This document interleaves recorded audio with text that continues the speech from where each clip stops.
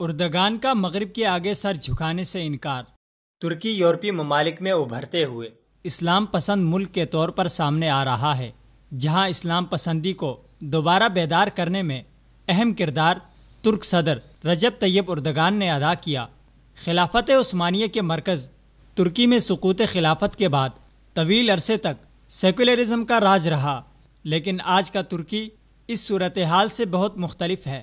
آج ترکی سیکولرزم کے جال سے بڑی حد تک آزاد ہے، لیکن ترکی کی بدلتی صورتحال سے مغرب اور اس کے دلدادہ افراد سخت نالاں نظر آتے ہیں۔ ترک فوج میں اب تک مصطفیٰ کمال اتا ترک کے سیکولر نظریات کا عنصر موجود ہے، جو طیب اردگان کو سخت ناپسند کرتے ہیں۔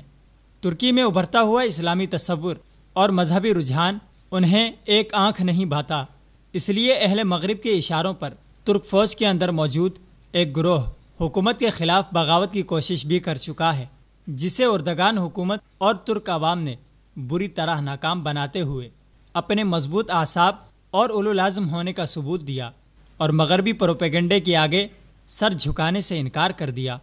بغاوت میں ملوث فوجیوں کو بری طرح شکست کے بعد حکومت نے قید کر رکھا ہے۔ ترک عوام کی جانب سے حکومت سے غداری کر کے بغاوت کی ناکام کوشش کرنے والوں کو سزائے موت دینے کا پرزور مطالبہ سامنے آ رہا ہے، جس پر ترک حکومت نے بھی غور شروع کر دیا ہے۔ ترک صدر طیب اردگان نے اعلان کیا تھا کہ عوامی منتخب حکومت کے خلاف بغاوت اور ملک سے غداری کرنے والوں کے خلاف سخت قانونی کارروائی کی جائے گی۔ ترک بغاوت میں امریکہ کا مکروہ کردار سامنے آنے پر ترک حکومت نے باغیوں کے سرغنے فتح اللہ گولن اور اس کے اعلی کاروں کو سزا دینے کا فیصلہ کیا۔ فتح اللہ گولن بیرون ملک موجود ہے، جبکہ بغاوت کی ناکام کوشش کرنے والے کئی فوجی جرنیل اور سپاہی قید ہیں، جنہیں ترک حکومت نے سزائے موت دینے کا فیصلہ کیا تو امریکہ نے سزائے موت پر پابندی عائد کرنے کا ڈھنڈورا پیٹنا شروع کر دیا۔ ترک صدر کا کہنا ہے کہ امریکہ سے مرعوب نہیں ہوں گے اور باغیوں کو سزا دے کر رہیں گے۔ اردگان نے کہا ہے کہ مغربی ملکوں کی طرف سے ترکی میں سزائے موت کی بحالی کی کوششوں پر تنقید کوئی حیثیت نہیں رکھتی۔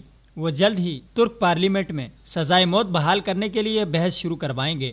انقرہ میں اپنے حامیوں کے ایک اجتماع سے خطاب کرتے ہوئے صدر اردگان نے کہا کہ عوام کے اصرار کے ساتھ مطالبہ کرتے ہیں کہ پارلیمنٹ سزائے موت پر سے پابندی اٹھائے، اس لیے ہم عوام کے پرزور مطالبے کے بعد سزائے موت کی بحالی کا معاملہ پارلیمنٹ میں اٹھانے کی تیاری کر رہے ہیں۔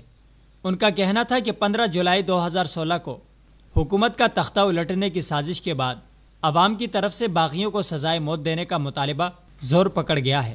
انقرہ میں منعقدہ اجتماع میں بھی لوگوں نے سزائے موت کی بحالی کے حق میں خوب نعرے لگائے۔ اس دوران صدر اردگان نے اپنے حامیوں کو یقین دلایا کہ وہ پریشان نہ ہوں، انشاءاللہ جلد ہی سزائے موت کی بحالی کا معاملہ پارلیمنٹ میں پیش کیا جائے گا۔